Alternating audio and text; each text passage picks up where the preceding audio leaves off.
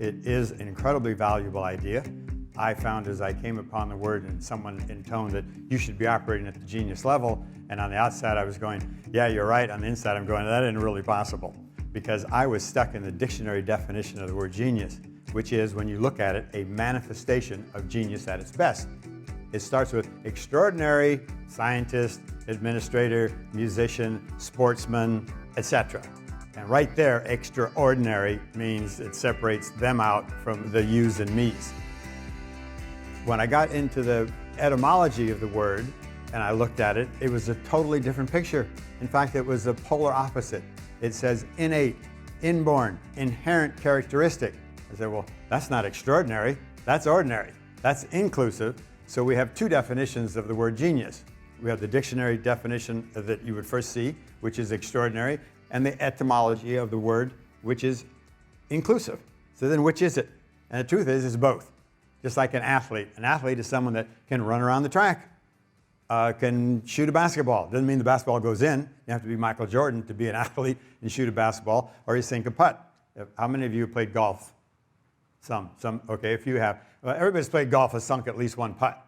And it may be like me, only from 12 inches, otherwise they rim it and they don't go in, but Tiger Woods can sink one from 100 feet when there's $1 million on the line. So he's a genius in the dictionary definition, but I'm still an athlete in any other definition of the word because I practice and exercise.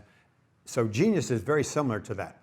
We are all geniuses when you really get into the word, and that's the revelation that I want to bring out here at Pharmacyclics. When you take a look at what that word really means and get the descriptive definition, and we're going to go through them today, the 24 characteristics, then I believe everyone so far that's done this at Pharmacyclics has said, I now have more confidence in my own ability to be a genius than I had when I started the course.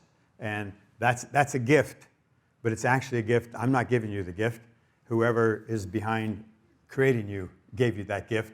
And it says so in the dictionary. It says inborn, innate characteristic. So it's in you from the beginning. So now we're just discovering that, okay? The value of an idea, achieving innovation, and just a moment and a word on innovation. Innovation is a compound word. It's in and novate. It's used in the Latin community, and it was a Latin word, but those in Spanish know the word novare, but it simply means to introduce change. So it's actually not necessary to have 3 PhDs, 2 from Stanford, 1 from MIT, to be an innovator. When you examine that way, you will see that you innovate every day of your life. And happiness. Happiness is a key word. There's 3 definitions of happiness I like. One is overcoming not unknown barriers. All of us at Pharmacyclics have achieved that because we had some not unknown barriers. We needed money, we needed people's attention, we needed to do some things right. We needed to take the pink out of a formulation when it came back on ibrutinib, and we didn't know exactly why was it pink and it had to be all white.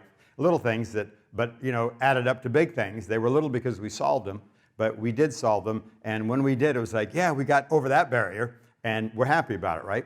Another definition of happiness is good things happening to one. And all of us at Pharmacyclics, especially those that have been here over a period of time, have had good things happen to us. We're in the press, we're in the media, and it's not because we're, you know, clacking the FDA chairman or something. It's because our Imbruvica is doing a great job. And people have worn their hats and made things go right. We're a little company of about 38 at one time, and now we're 500 people strong, dosing thousands of patients with a very bright future. And the third definition of happiness I like is the contemplation of good things coming up. That's the one I want you to focus on today.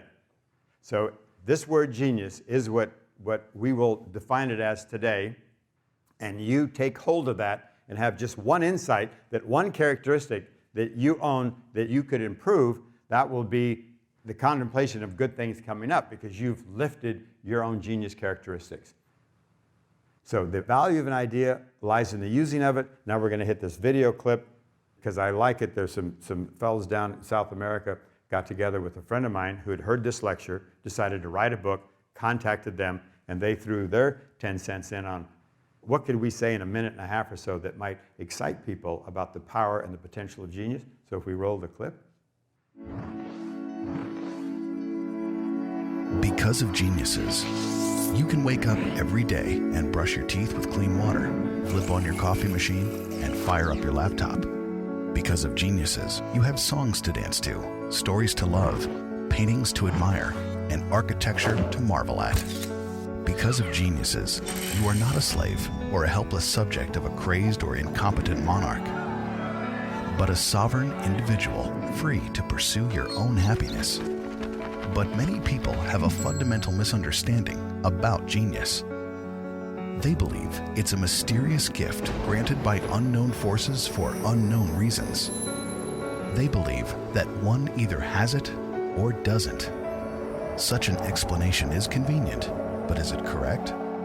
Is it possible that we all carry the seed of genius but simply don't know how to tap into it? Well, studies of history's greatest geniuses have shown exactly that. There's a genius code, if you will, a combination of very specific traits that we can develop in ourselves and thus learn to operate at a genius level. Imagine for a moment how this could change your life. If you dream of escaping the 9-to-5 and striking out on your own, imagine if you knew with certainty that you would succeed. If you don't like where some aspect of humanity is going, imagine if you could do something about it. If you have a stubborn desire to reach out into our culture and write, "I was here," imagine if nothing could stop you. So, is the journey to genius right for you? Well, ask yourself the following questions. Who are you, really? And what are you really capable of? What is your calling?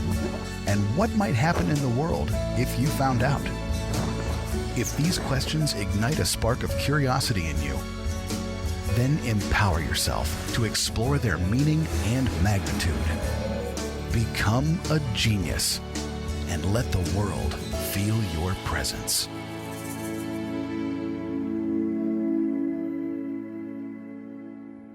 So when you hear the concept of genius and you see that, and then if you just put in the background pharmacyclics and Imbruvica, it couldn't have happened without genius, right? So it couldn't have happened without you, right? So you're all geniuses, right? So we just need to continue to do that. This is Thomas Alva Edison. Thomas Edison was the man who invented General Electric, so we really owe a lot to him on that. Of course, you have to have X amount of intelligence, and I think we're all endowed with that also, but hard work makes the difference. This note comes from Sam Walton. This was sent to him by my son back in '86, and it happened to come out 5 days before he was anointed with the first Forbes Fortune top 400 individuals. I don't even know what his net worth was. Maybe it was $500 million at the time.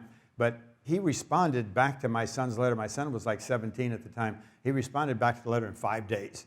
This is a man who was going to be anointed America's wealthiest man. In 5 days, he came back, and look what he said. "Dear Mr. Duggan, the first thing my son came to me, Dad, Sam Walton, the world's wealthiest guy, just called me Mr. Duggan."